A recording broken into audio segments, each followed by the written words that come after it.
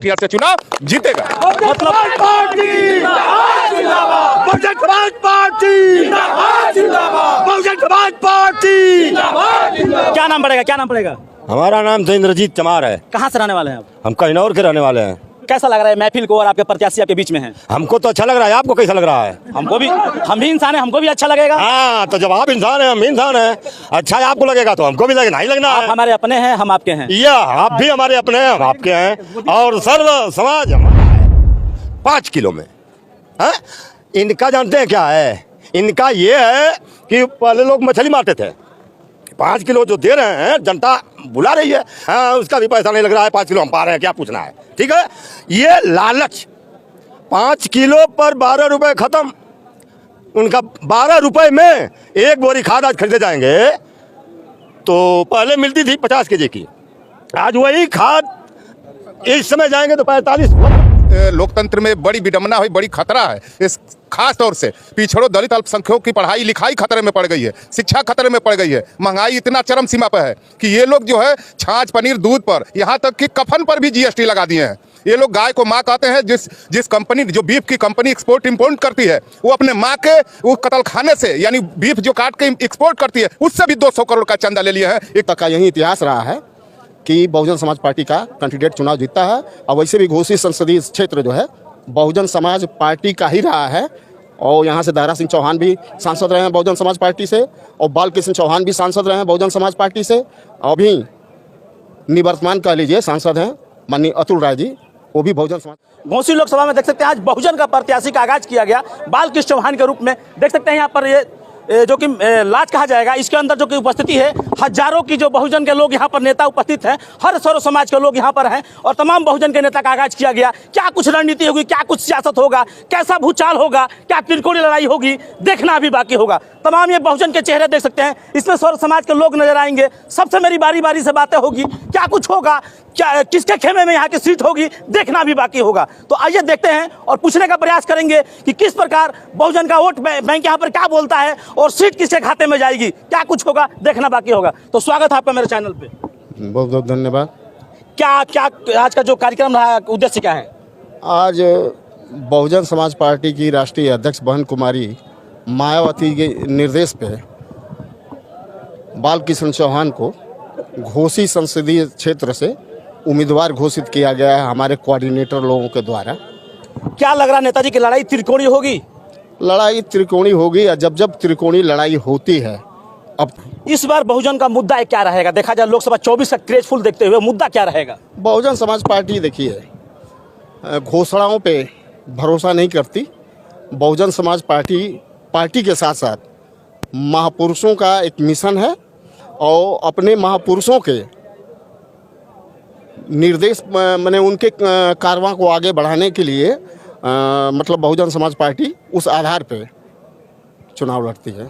देखा जाए तो इंडिया गठबंधन भी 80 की 80 सीट अपने खाते में बता रही है, और वहीं ओपी राजभर के बेटे भी दावे कर रहे हैं, और कहीं ना कहीं 400 प्लस का मोदी जी भी आगाज कर रहे हैं। तो आप लोग कौन सी प्लस का एक नारा लेकर चलेंगे? वो तो जो दूसरे दल के लोग हैं सभी लोग 80 सीट जीत रहे हैं, सिर्फ बीजेपी नहीं, उसके अगेंस्ट में जो और पार्टियां हैं बहुजन समाज पार्टी को छोड़ के, वो भी 80 सीट जीत रहे हैं। लेकिन हमारा मानना ये है कि इस बार हर जगह त्रिकोणीय लड़ाई है, और जब जब त्रिकोणीय लड़ाई होती है बहुजन समाज पार्टी के पक्ष में रिजल्ट आता है। अब तक प्रत्याशी नहीं था, प्रत्याशी आपके बीच में आ चुका है, कैसा लग रहा है आज? प्रत्याशी हमारे बीच में आ चुके हैं। हम लोग इसी का इंतजार कर रहे थे कि कब बहन जी का निर्देश हो, कब यहाँ से हम लोगों का प्रत्याशी घोषित हो, और आज वो दिन हम लोगों के सामने आ गया कि बहन जी के निर्देश पे बाल कृष्ण चौहान जो बहुजन समाज पार्टी से ही सांसद रहे हैं, उनको बहन जी ने प्रत्याशी बनाया है। और बहुजन समाज पार्टी के लोग सीधे बहन जी को देखते हैं, और बहुजन समाज पार्टी का चुनाव निशान हाथी देखते हैं, बाकी कैंडिडेट नहीं देखते हैं। बहुजन समाज पार्टी का वोट सीधे हाथी मतलब साफ है। Bahujan Samaj party Bahujan Samaj party.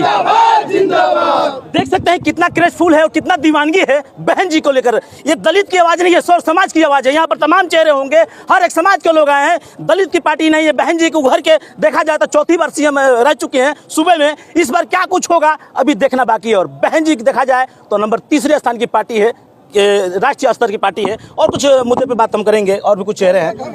क्या लग रहा है कि इस बार घोसी आपके फेवर? इस बार हम लोग घोसी जीतेंगे और घोसी हमेशा बहुजन समाज पार्टी की सीट रही है।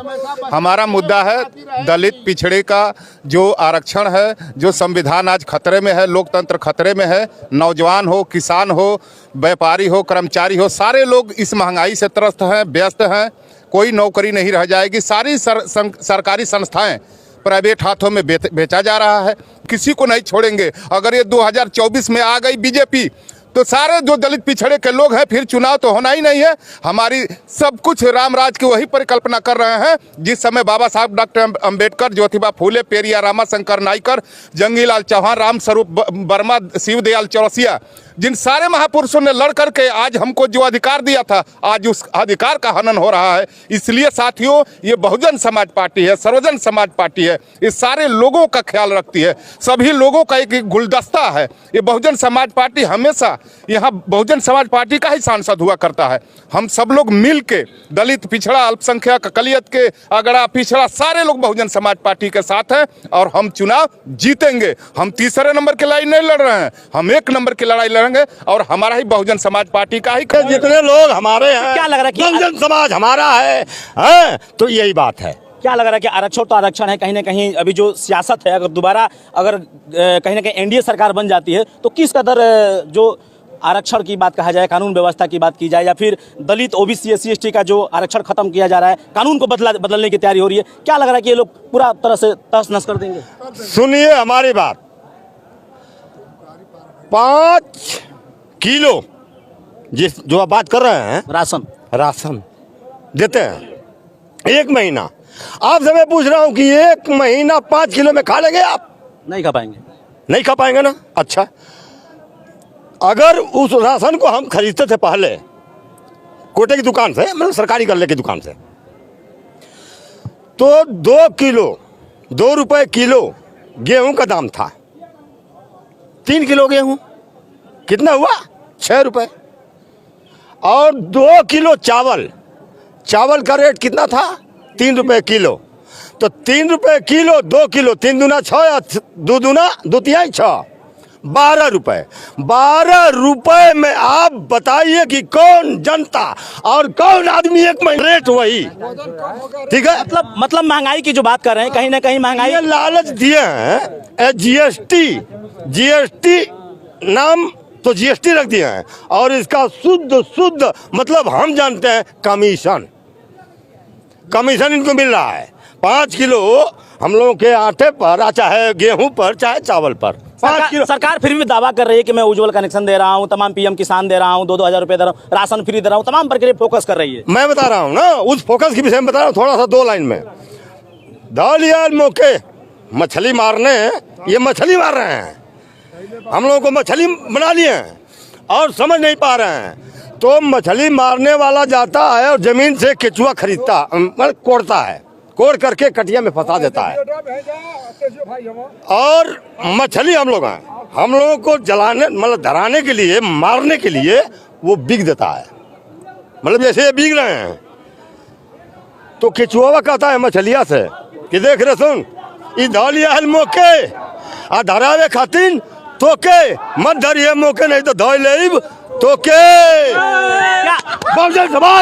क्या लग रहा है, देख सकते हैं यहाँ पर इस बार बहन जी प्रधानमंत्री का चेहरा बनेंगी 24 में। ऐसा है कि कुल मिला करके हम लोगों का हौसला तो यही है कि बहन जी को प्रधानमंत्री के रूप में देखा जाए। अब आने वाले कुछ ही दिनों में इसका परिणाम मिलेगा। चलिए, बहुत बहुत धन्यवाद। और